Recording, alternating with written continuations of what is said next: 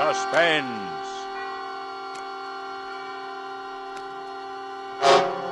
Radio's outstanding theater of thrills brings you an hour, a full 60 minutes of Suspense. Directed by Anton M. Leader and produced by Robert Montgomery, who tonight also stars in a play entitled In a Lonely Place by Dorothy B. Hughes.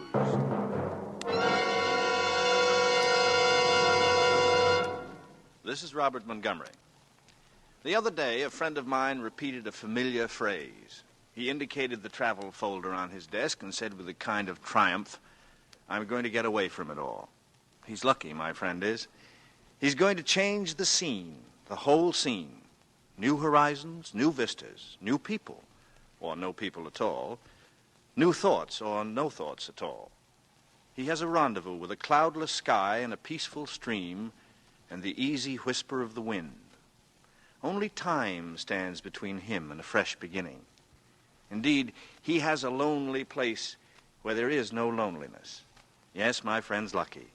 He can get away from it all with a simple change of scene, and he has no fear of being alone with his thoughts. It isn't like that with Dixon Steele. It isn't like that at all. And so, with the performance of Robert Montgomery as Dixon Steele, and with our play In a Lonely Place by Dorothy B. Hughes, we again hope to keep you in suspense.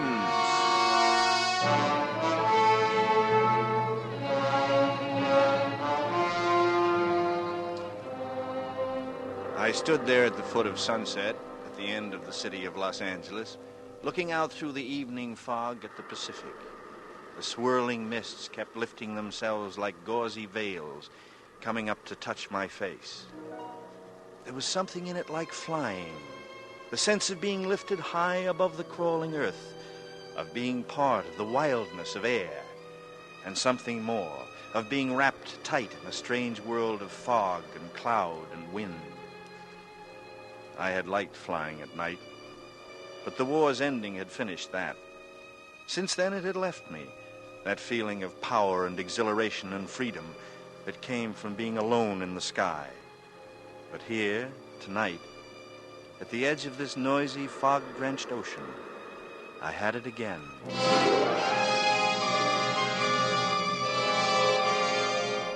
Then I turned away.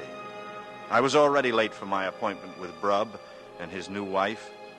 I walked past my coupe, parked at the curb, and went up the path to the little white cottage. The lights from the living room windows made little concentric circles in the heavy fog.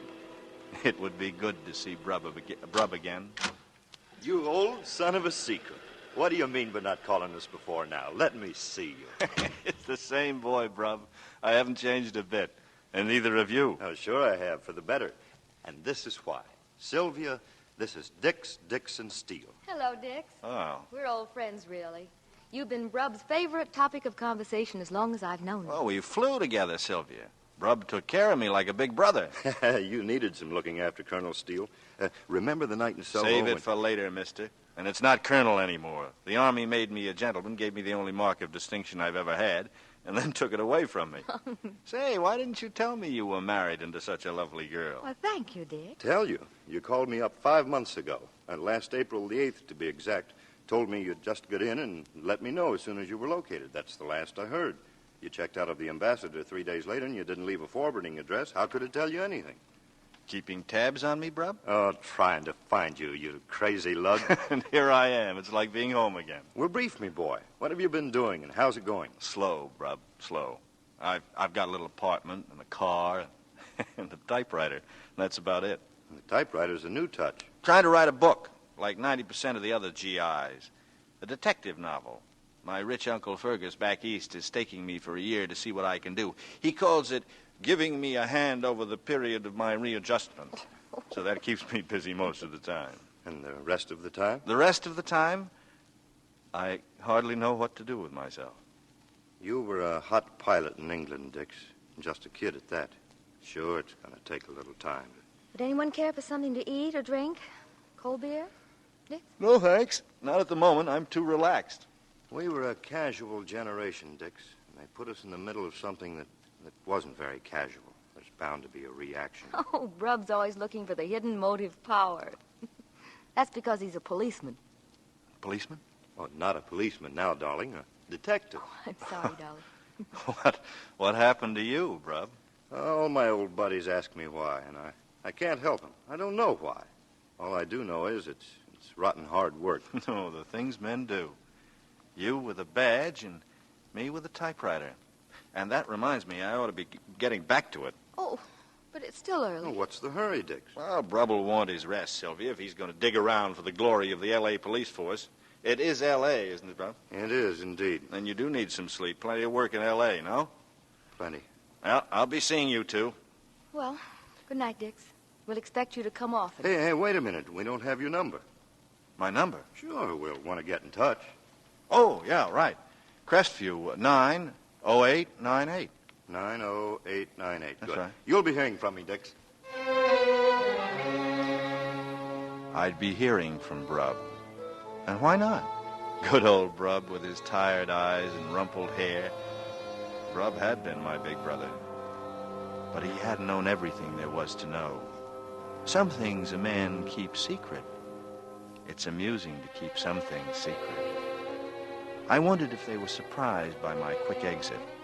But I had to get out of there. I couldn't stay. I had to figure things out.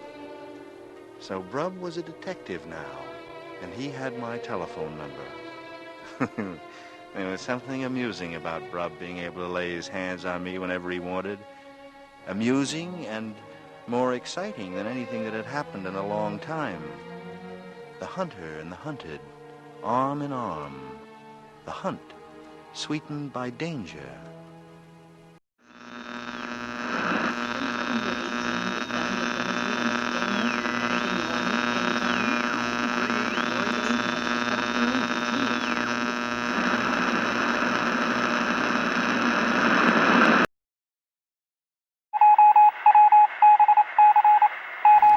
We interrupt this radio broadcast for a special announcement.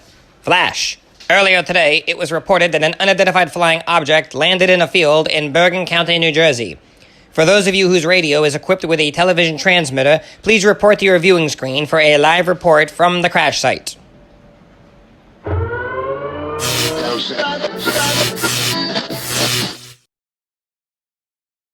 Good evening, Mr. and Mrs. America. This is Waddle the Duck from channel WatchWaddle. At the site in the Grover Cleveland pumpkin patch, where just a few minutes ago, a UFO came crashing down through this fence behind me and right smack into the middle of that barn.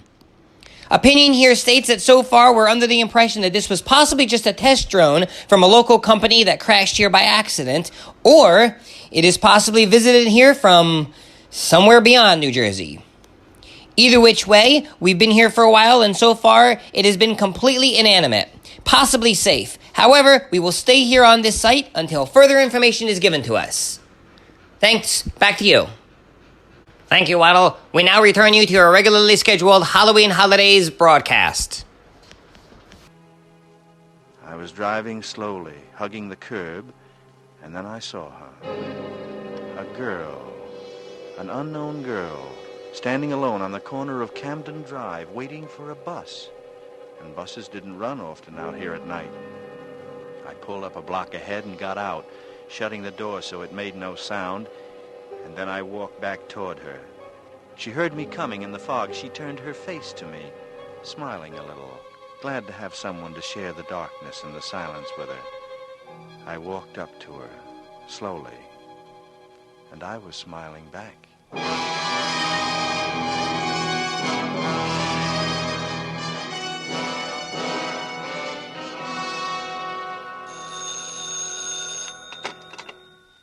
Yes, hello? Hello, Dix.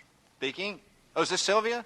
How'd you know? Recognize your voice. I've been ringing and ringing. Where have you been? Well, I guess I slept through it. I was up late last night working on the book. Can you break away long enough to have dinner with us tonight at the club?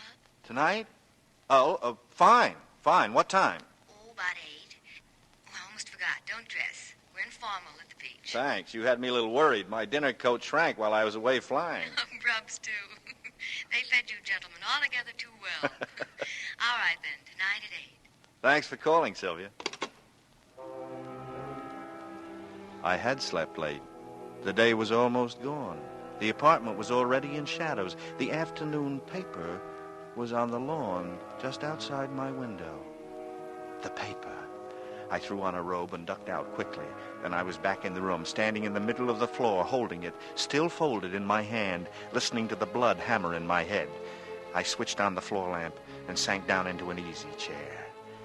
I lit a cigarette, and I took a deep drag. Then I unfolded it. That was all I had to do. It lay spread open in my lap. They'd found their biggest type for the headline. Strangler strikes again.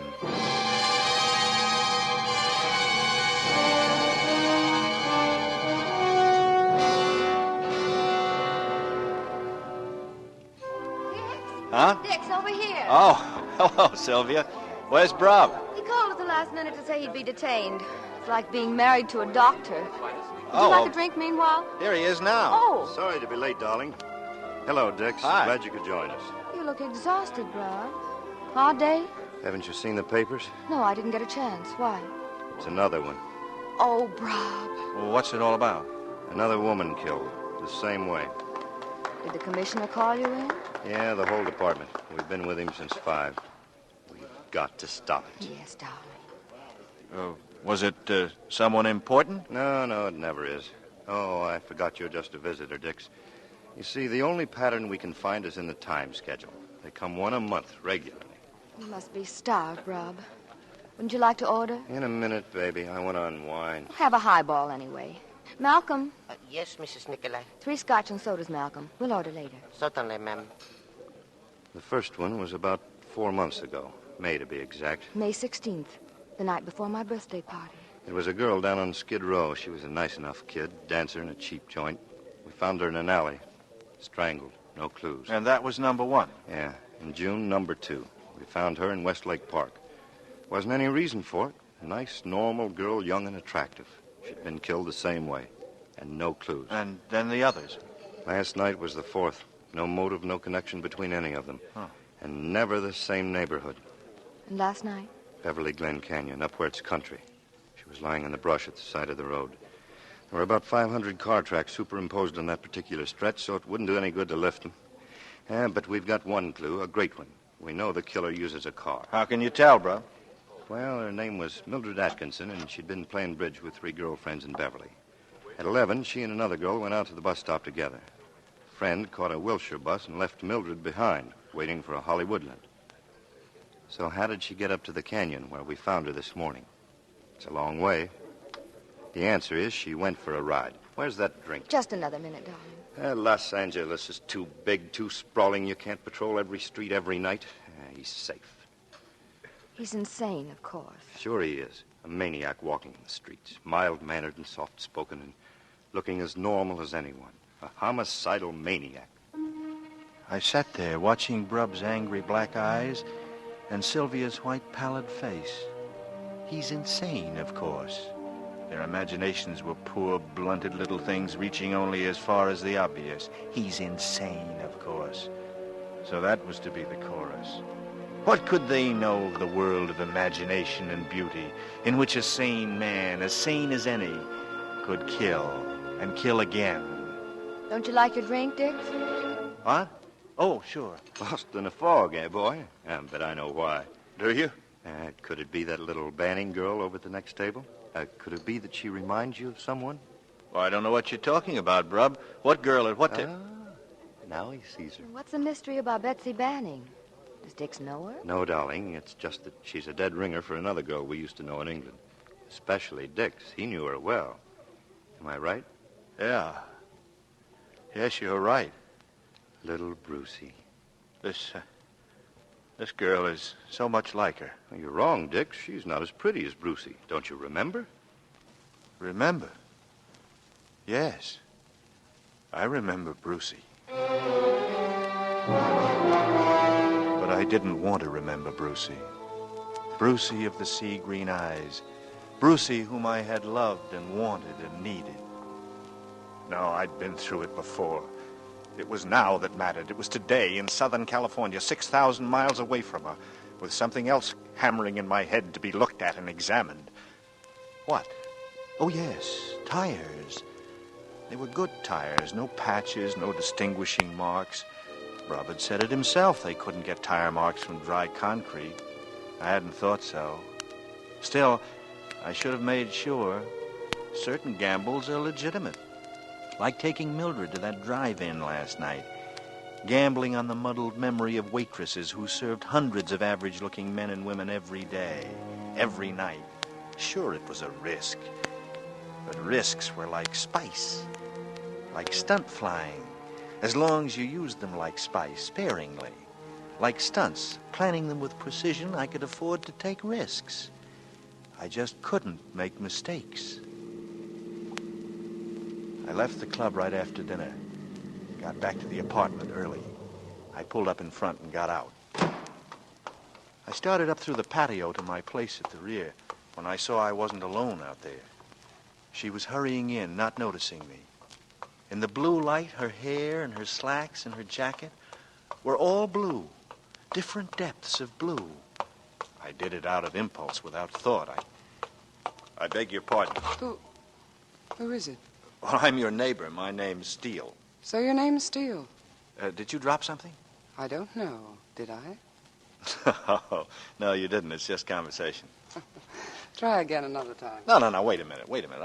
I just lost my dinner date. I thought maybe you'd lost yours, too. Sorry. Mine'll be here any minute. You've got red hair. I didn't notice that. It's no secret. Like I say, I'm your neighbor, 4A. If you do ever lose a dinner date, let me know, will you? I'll be sure to make a note of that. Good night.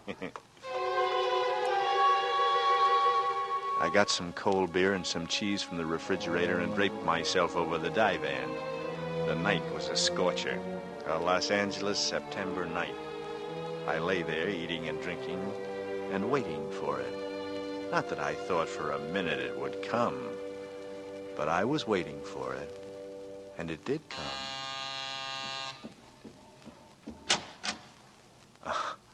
It's you. I've just lost a dinner date. Oh, come in. Maybe you'll find him here. I hope not. I told him I had a headache and was going to bed. And that I was disconnecting the phone. But I still want dinner. You mind if I finish my beer? Go ahead.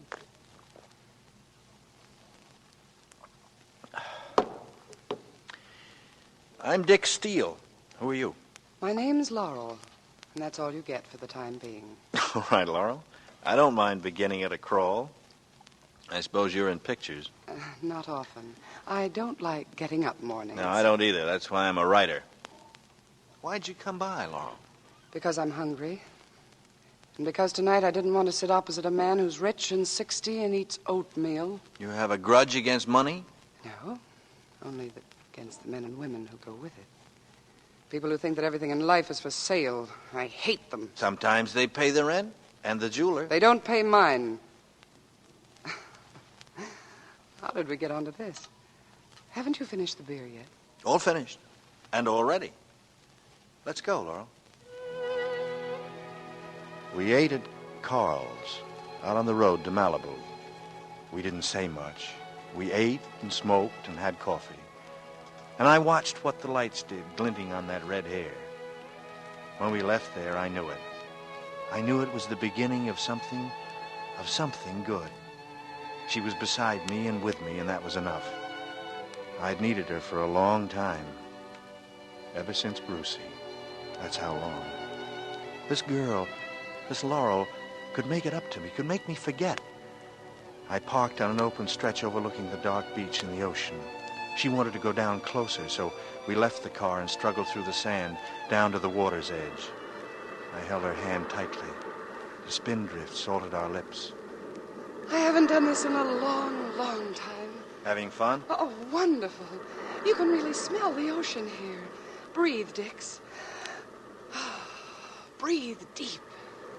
Laurel, would you laugh at me if I said I was happy? That I never thought I'd be happy again? That I didn't think I could be? No, Dix. Laurel. Laurel, you're wonderful. Am I? Laurel, come here. Come here.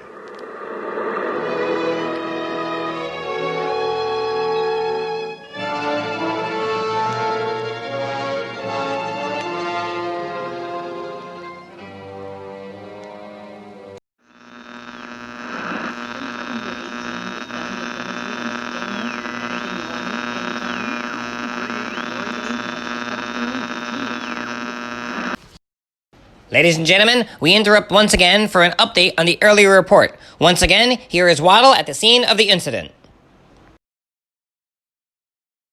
Hello, ladies and gentlemen. Waddle here, still at the scene of the Grover Cleveland pumpkin patch, when just a few minutes ago, noises started coming from inside the craft. This is a very fascinating thing, ladies and gentlemen. A crowd started gathering around here, and we're all trying to figure out what this thing is and what's going on with it. And, hold on, everyone. So something's going on. There's noises coming from inside, and it's even getting louder. The crowds are starting to say, ladies and gentlemen, this is the most fascinating thing I've ever witnessed. The top of this thing is beginning to rotate like a screw. Yeah, it's definitely hollow inside, and something's coming. Something's coming out. There's a tentacle. We see a tentacle over there. What is that thing?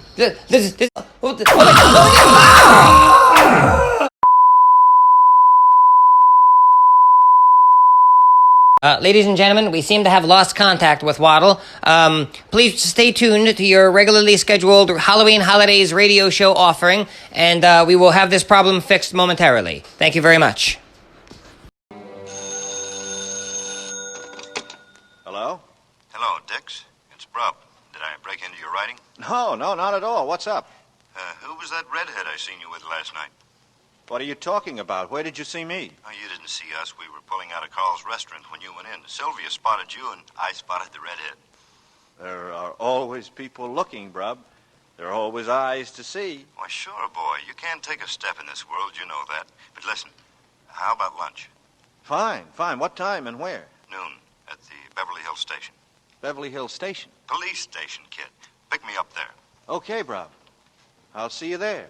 Noon.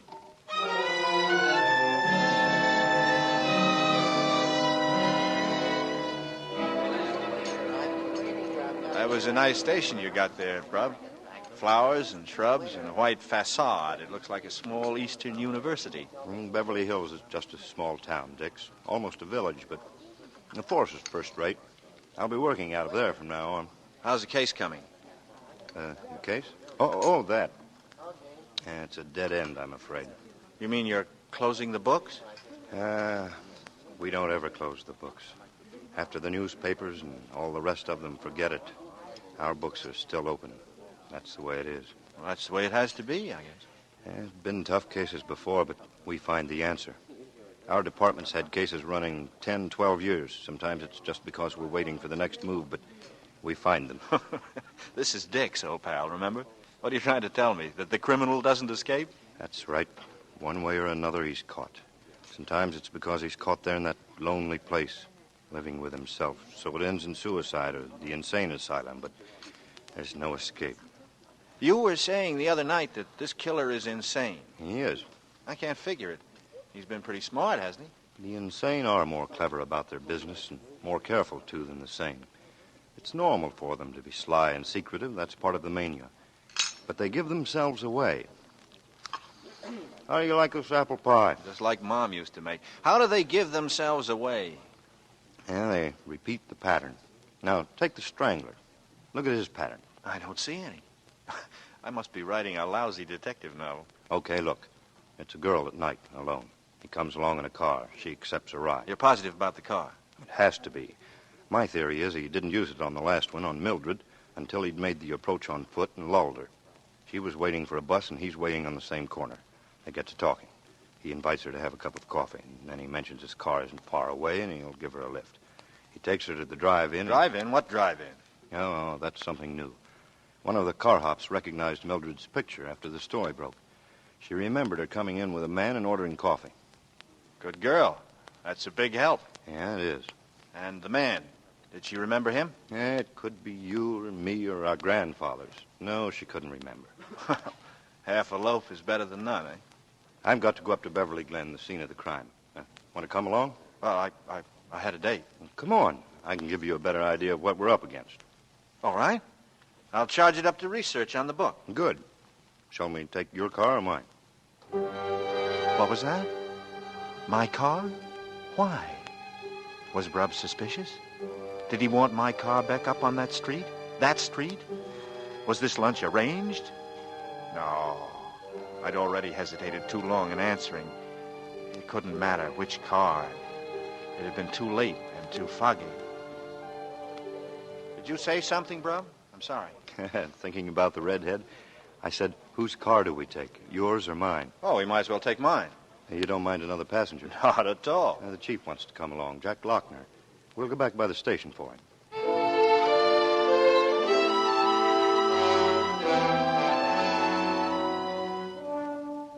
We swung out towards sunset, all three of us up front. Lochner was a tall, thin man with wispy gray hair. He didn't look like the chief of anything. I drove carefully. I suppose it's the thing to do with cops beside you. Nice day for a ride. Yeah. Okay, so I'll shut up. This is it, Dix. Turn right, Beverly Glen. My hands began to sweat. If Brub hadn't called out, I knew I would have turned onto that street myself automatically, and I was a visitor from the east who didn't know the country very well. There was tension in my hands and arms, fear that I might recognize the place at the side of the road and react to it. And then slowly, I relaxed again, realizing that I didn't know the road, that I could never find the spot even if I wanted to, for it had been dark. We climbed into the valley. There was a chill in the air, and the sun was far away. Nobody spoke. These two men were on a case that had them tired and sore. It wasn't a time for a conversation piece. I drove on, waiting for somebody to tell me to stop. Here we are. Huh? Just pull up along here, Mr. Steele, if you will.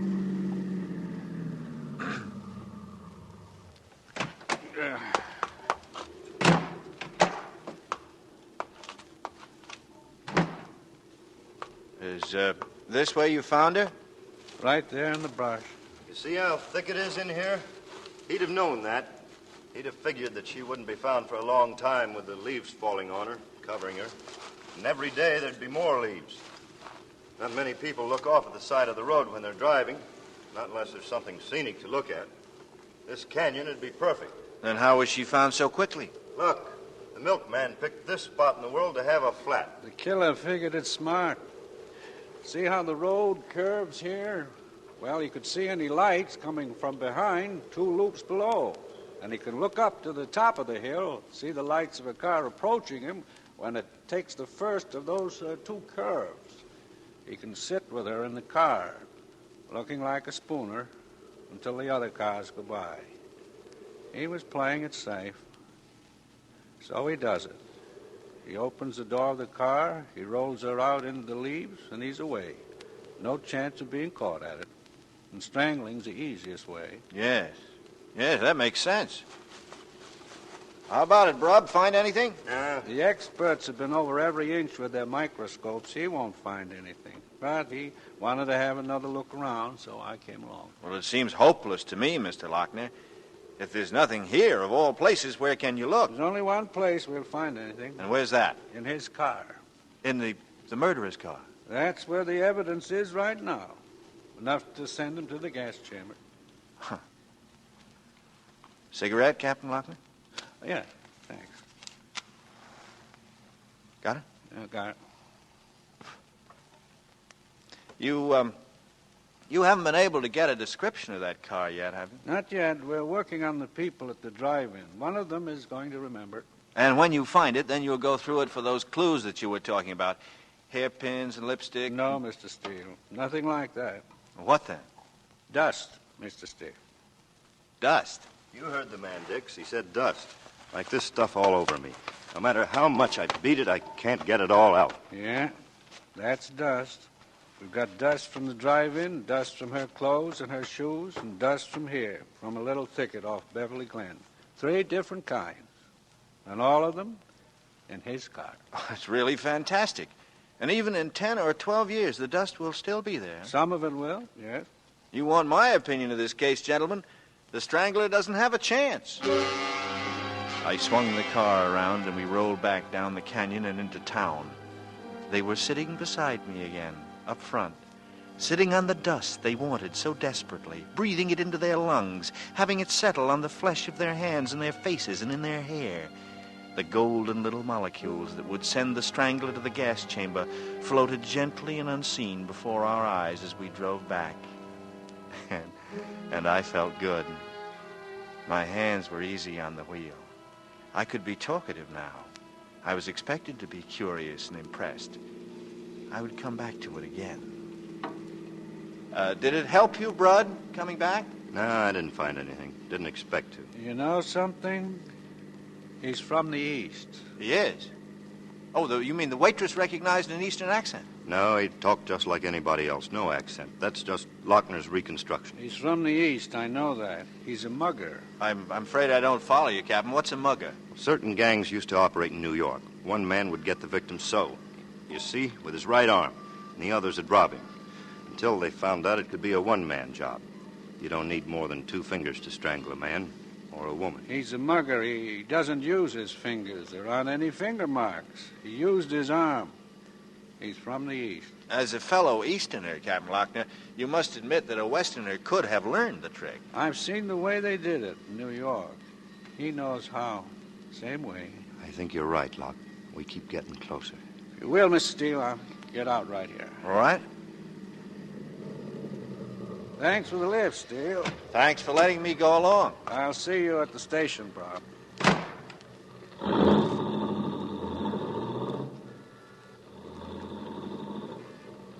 Ever since this thing started, I've been afraid for her. For her? You mean Sylvia? She's lived in the canyon all her life. She never had any fear, wandered all over it any time of day. But the canyon at night, the way the fogs come in, it's a place for him, and I've scared her. She's alone so much I never know what hours I have to keep.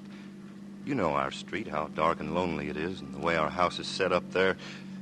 Oh, I'm the one who scared Dix. I've infected her, and I can't help it. I can't pretend. Until we've caught him, she isn't safe. Sylvia isn't safe. I saw how it was with both of them. How they clung together, fear in both of them. The woman fearing to have her man close on the heels of a murderer, and Brub afraid for her because she was a woman, because she was his woman, and women were being stalked in the night.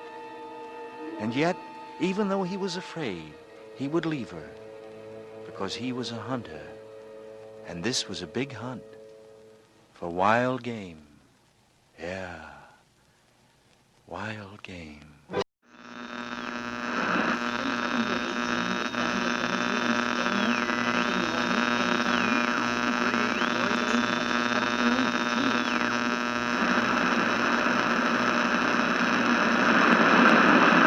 Hello again, Mr. and Mrs. America. Waddle the Duck here, right on the outskirts of the Grover Cleveland pumpkin patch, when earlier I had witnessed what I could only describe as a close encounter of the third kind. The entire pumpkin patch has been evacuated, and we are all awaiting for the National Guard to enter and update us on the events happening inside. In the meantime, one could only imagine what the being in there is doing right now.